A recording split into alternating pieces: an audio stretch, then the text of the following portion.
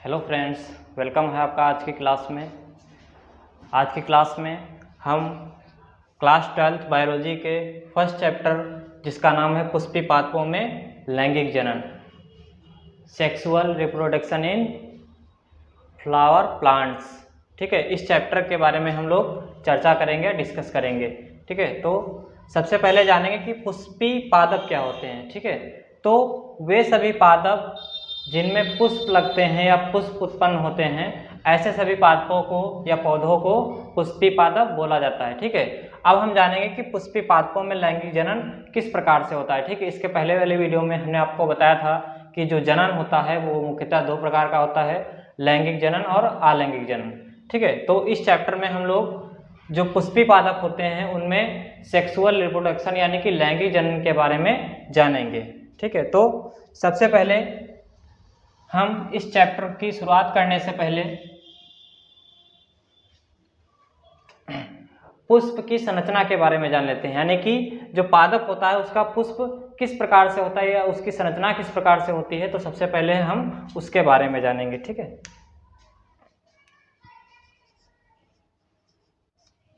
पुष्प की संरचना। ओके, सबसे पहले हम पुष्प की संरचना जानेंगे। तो जो पुष्प की संरचना होती है वो कुछ इस प्रकार से होती है।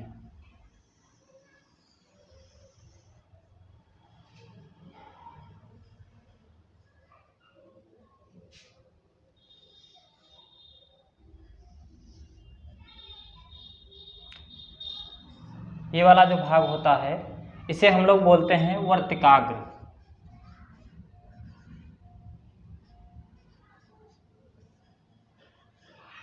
ठीक है, और जो ये वाला भाग होता है इसे हम लोग बोलते हैं वर्तिका। ठीक है, जो मध्य भाग होता है उसको वर्तिका बोला जाता है, जो सबसे ऊपरी भाग होता है उसे वर्तिकाग्र बोला जाता है, और जो सबसे नीचे का भाग होता है इसे हम लोग बोलते हैं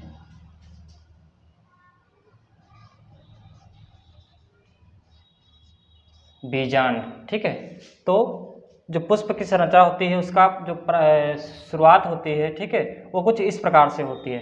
फिर इसमें कुछ और भी संरचनाएं हमें देखने को मिलती हैं, जैसे कि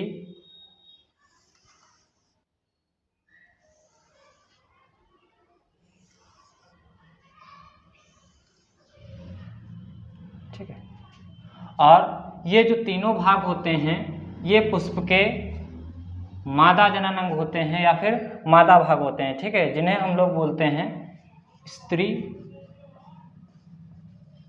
केसर। ठीक है, और जब स्त्री केसर के एक से अधिक समूह हो जाते हैं तो स्त्री केसर के समूह को बोला जाता है जायांग।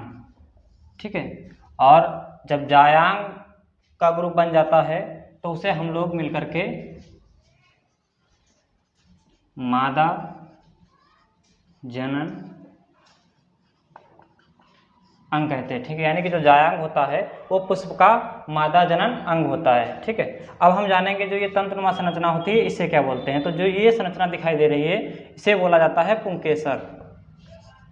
पुंकेसर, ओके, और जो ये तंतुनुमा संरचना दिखाई दे रही है इसे हम लोग बोलते हैं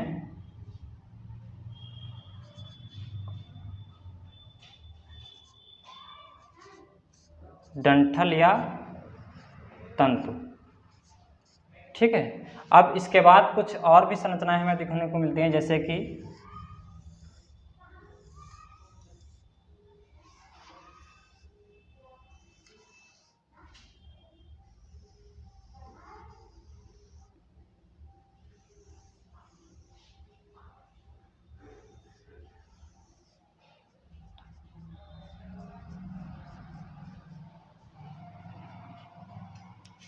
ठीक है, जो ये आपको संरचना दिखाई दे रही होगी, ठीक है, इसे बोलते हैं पुंज। ठीक है, और जब इनकी संख्या एक से अधिक होती है तो उसे हम लोग बोलते हैं दल पुंज। ठीक है, दल जोड़ देते हैं जिससे जो इसकी जो एक से अधिक जब स्थिति हो जाती है तो उस अवस्था को हम लोग दल पुंज बोलते हैं। और जो पुष्प के सबसे निचली सतह में जो है कुछ संरचना दिखाई देती है, इसे हम लोग बोलते हैं बाह्य दल पुंज। ठीक है, और जिस स्टेज पे या जिस अवस्था पे पुष्प रुका हुआ होता है, टिका हुआ होता है, इस संरचना को हम लोग बोलते हैं पुष्पासन।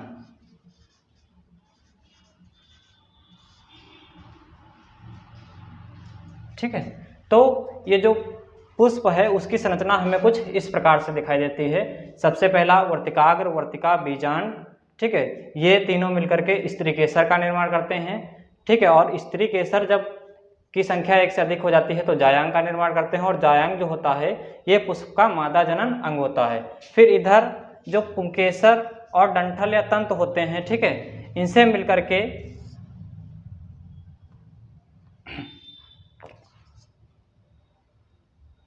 मिलकर के सॉरी एक मिस्टेक हो गई, इसे पुंकेसर नहीं, इसे पराग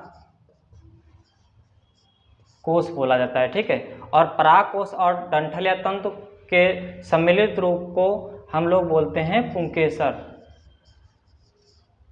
ठीक है, और जो पुंकेसर होता है यह जो पुष्प का नर जनन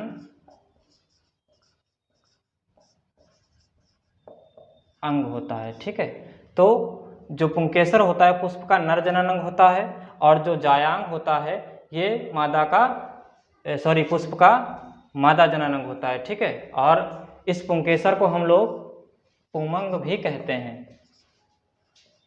ठीक है, जब पुंकेसर की मात्रा अधिक हो जाती है तो उस अवस्था को हम लोग पुमंग कहते हैं, और पुमंग जो होता है वो पुष्प का नर जनन अंग होता है। ठीक है, ठीक है, जो हमने पुष्प की संरचना के बारे में जाना, अब इस पुष्प की संरचना में हम कुछ महत्वपूर्ण तथ्य या महत्वपूर्ण बातें याद रखेंगे, जैसे कि जो जायांग और दूसरा नंबर हमने देखा था पुमंग। ठीक है, ये दोनों जो होते हैं ये पुष्प के जनन अंग होते हैं। क्या होते हैं? जनन अंग। ठीक है, और एक चीज हमने और देखी थी,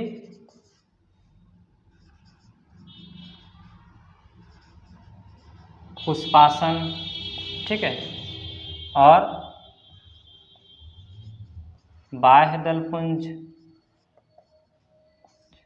और दलपुंज। ठीक है, ये जो तीनों अंग होते हैं पुष्प के, ये जो है सहायक अंग होते हैं। ठीक है, तो ये दोनों बातें आपको इंपॉर्टेंट हैं जो याद रखनी है। ठीक है, ये बातें मोस्ट इंपॉर्टेंट होती हैं। कभी कभी पेपर में पूछ लिया जाता है कि पुष्प के नर जनन अंग कौन कौन से होते हैं, तो जायांग और पुमंग। ठीक है, इसी प्रकार से जो सहायक अंग होते हैं वो पुष्पासन, बाह्य दलपुंज और दलपुंज। ठीक है, इसके बाद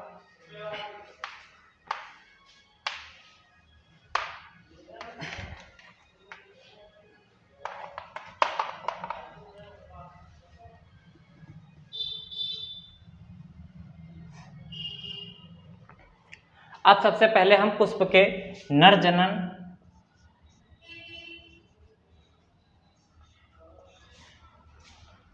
अंग के बारे में जानेंगे। ठीक है, कि पुष्प का नर जनन अंग कैसा होता है, ठीक है, उसमें कैसी क्रिया होती है, ये सब हम जानेंगे। तो हमने अभी बनाया था,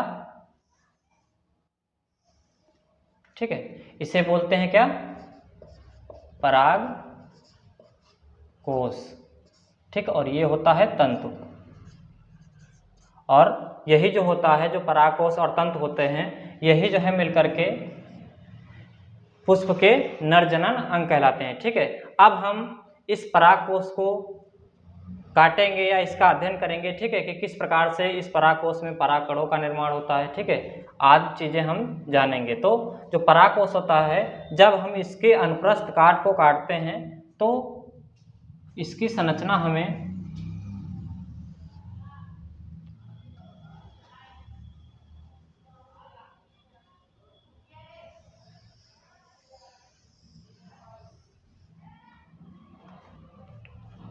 ठीक है, कुछ इस प्रकार से दिखाई देती है और इसमें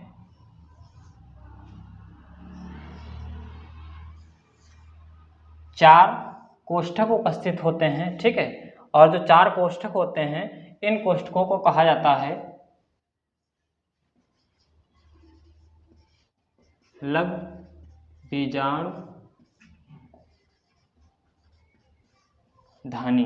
ठीक है, और जो परागकोश होता है, ठीक है, ये जो है आपको दिखाई दे रहा होगा कि ये जो है दो पालियों में बटा होता है, इसलिए इसको द्विपाली संरचना भी बोलते हैं। यानी कि जो परागकोश की संरचना होती है वो द्विपाली होती है। ठीक है, आपको एक इधर पाली दिखाई दे रही होगी जिसमें आपको दो कोष्ठक दिखाई दे रहे हैं, और जो दूसरी पाली होती है इसमें भी जो है दो कोष्ठक दिखाई दे रहे हैं, दो लघु बीजाणु धानियां दिखाई दे रही हैं। इस प्रकार से एक परागकोश में चार लघु बीजाणु धानी उपस्थित होती हैं। ठीक है, और जो परागकोश होता है इसको द्विपाली संरचना बोला जाता है। ठीक है, इसके साथ साथ यह जो लघु बीजाणु धानी होती है इन्हीं के अंदर परागकणों का निर्माण होता है।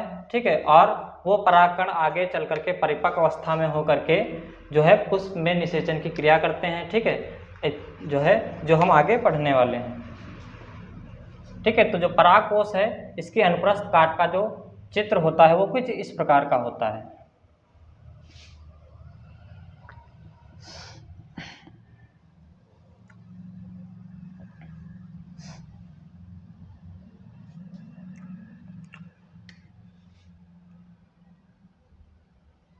अब हम सबसे पहले जानेंगे कि जो पुष्प की संरचना होती है, ठीक है, यह द्विपाली होती है और इसमें दोनों पालियों में दो दो कोष्ठक पाए जाते हैं जिन्हें हम लघु बीजाणु धानी बोलते हैं।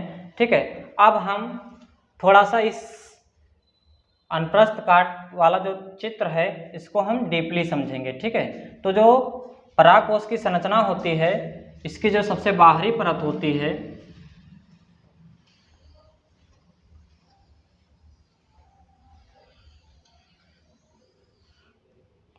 ठीक है, इस परत को बोला जाता है बाह्य परत। ठीक है, और इसकी संरचना कुछ इस प्रकार से होती है।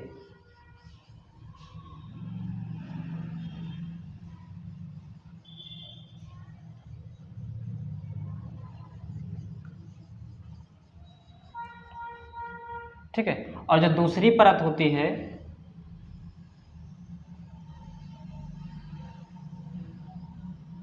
ठीक है, इसे बोला जाता है अंतःपरत।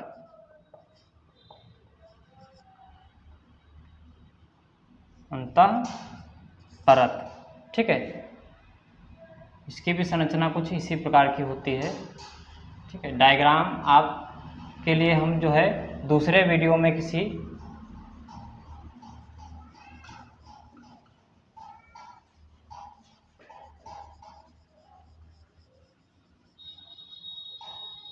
ठीक, और एक और अंदर परत होती है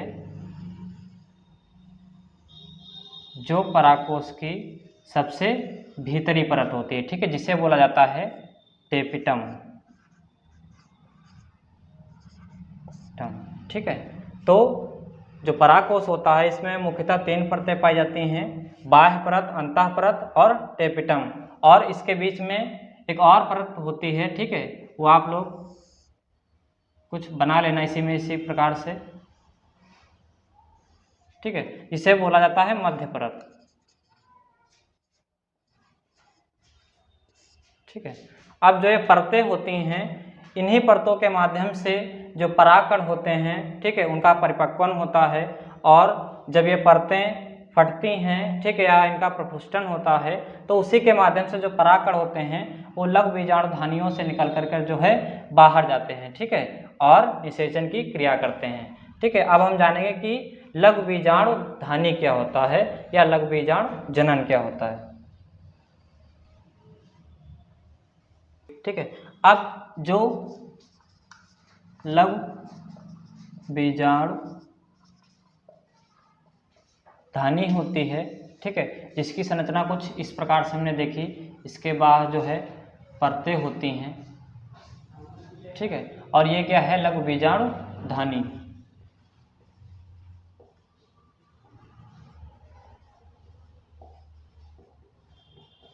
धानी। ठीक है, तो इस लघु बीजाणु धानी में कुछ कोशिकाएं होती हैं जिन्हें बोलते हैं हम लोग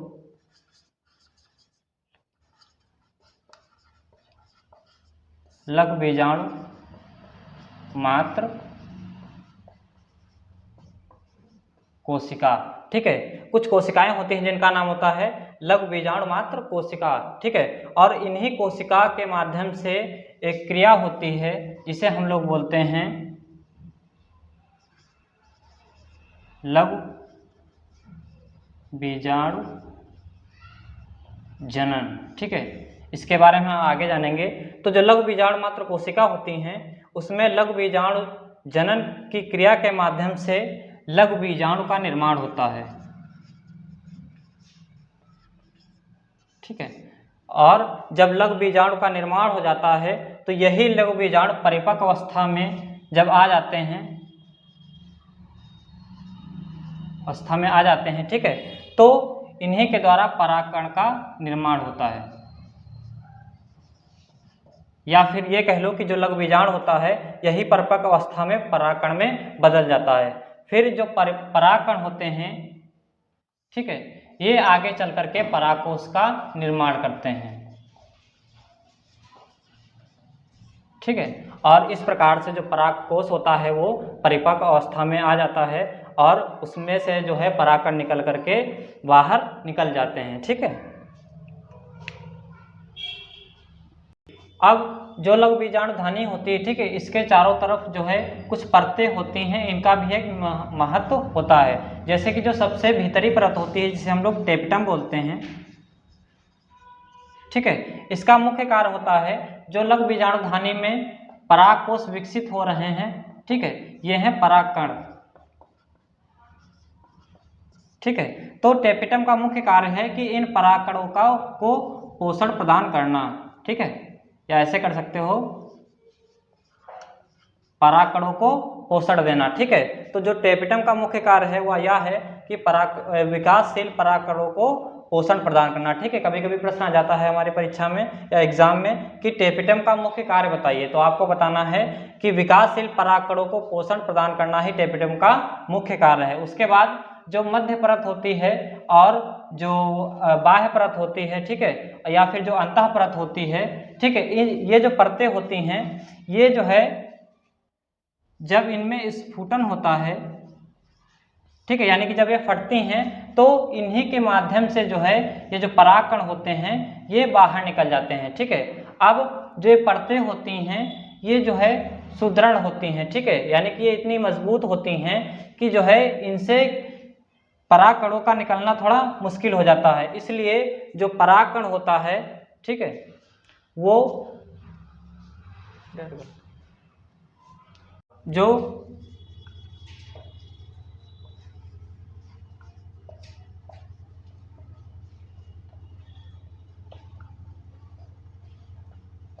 ठीक है, जो लघु बीजाणु मात्र कोशिकाएं होती हैं, जो कोशिका होती है, ठीक है, ये होती है द्विगुणित। ठीक है, अब इस लघु बीजाणु मात्र कोशिका में सबसे पहले एक अर्धसूत्री विभाजन होगा, सूत्री विभाजन होगा। ठीक है, जिसके द्वारा जो ये द्विगुणित संरचना है, ठीक है, ये आगुणित हो जाती है, यानी कि ये जो है दो भागों में बढ़ जाती है, जिससे जो द्विगुणित होता है वो आगुणित में परिवर्तित हो जाता है। उसके बाद पुनः इसमें जो है अर्धसूत्री विभाजन होगा।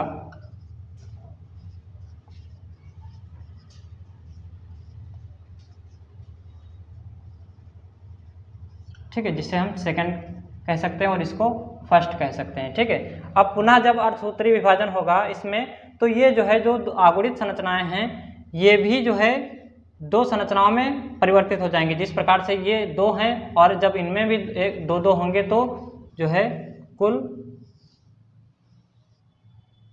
4 कोशिकाओं का निर्माण हो जाएगा, या फिर 4 लघु बीजाणु धानी का निर्माण हो जाएगा। इस प्रकार से एक पराग कोश में 4 लघु बीजाणु धानियों का निर्माण होता है। ठीक है, और ये जो कोशिकाएं होती हैं ये आगुणित होती हैं, यही जो है आगे चल करके परिपक्व अवस्था में होकर के परागकण में बदलेंगी, और परागकण जब परिपक्व अवस्था में आ जाएगा तो वो जो है अपने परागकोश से निकल करके बाहर चला जाता है। ठीक है, तो इस प्रकार से जो कोशिकाएं हैं इनकी संरचना होती है कुछ इस प्रकार।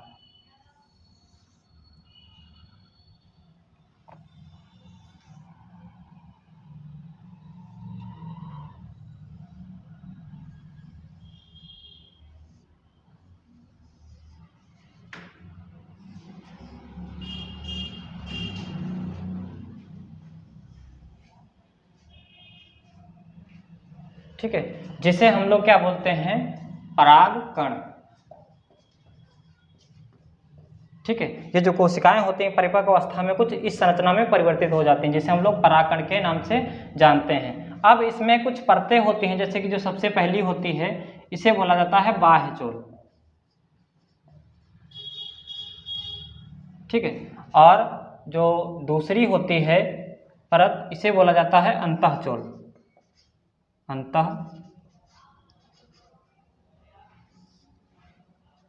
अंतःचोल। ठीक है, और जो ये बाह्य चोल होती हैं, ठीक है, और जो ये अंतःचोल होती हैं, ये जो है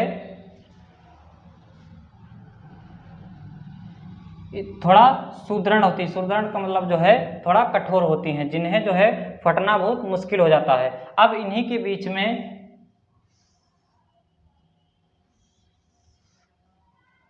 दो कोशिकाएं उपस्थित होती हैं। पहली होती है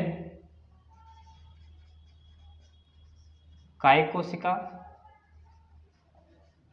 ठीक है, और जो दूसरी होती है उसे बोलते हैं जनन कोशिका। ठीक है, और यही कोशिकाएं जो है आगे चल करके बीजांड में जाएंगी। ठीक है, और बीजांड में जो अंडाणु होता है मादा जननांग का, उससे संलयित होकर के जो है दोहरा निषेचन या डबल फर्टिलाइजेशन की क्रिया करती हैं। ठीक है, अब इन कोशिकाओं को इस परागकण से बाहर निकलने की आवश्यकता भी पड़ती है। ठीक है, और हमें पता है कि जो ये बाह्य चोल होता है और जो अंतःचोल होता है ये इतना सुदृढ़ होता है, ठीक है, कि जो है इसे फटना नामुमकिन बोला जाता है। ठीक है, या फिर ये जो है फट ही नहीं सकता, इसलिए यहाँ पर कुछ छिद्र पाए जाते हैं।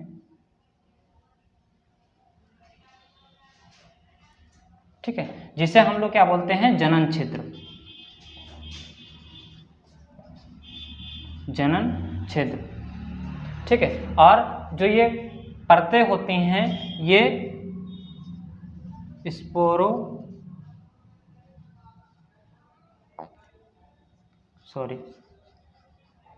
स्पोरोपोलिनिन।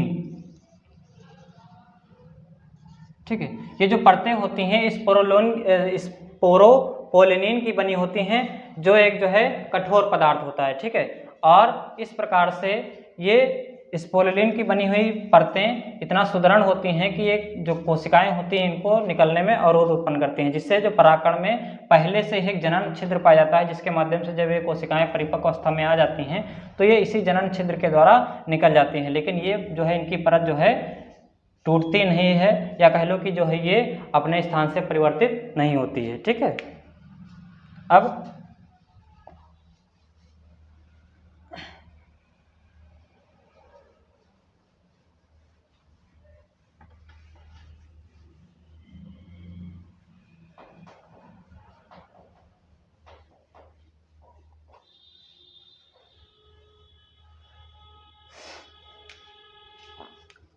अब हमने जान लिया है कि जो पुष्प का नर जननांग होता है उसमें किस प्रकार से परागकोश बनता है। ठीक है, किस प्रकार से लघु बीजाणु धानी का निर्माण होता है, किस प्रकार लघु बीजाणु धानी से लघु बीजाणु मात्र कोशिका बनती है। ठीक, और उस कोशिका में अर्धसूत्री विभाजन होता है जिसके द्वारा परागकणों का निर्माण होता है। ठीक है, सो आज के लिए इतना ही। So thank you.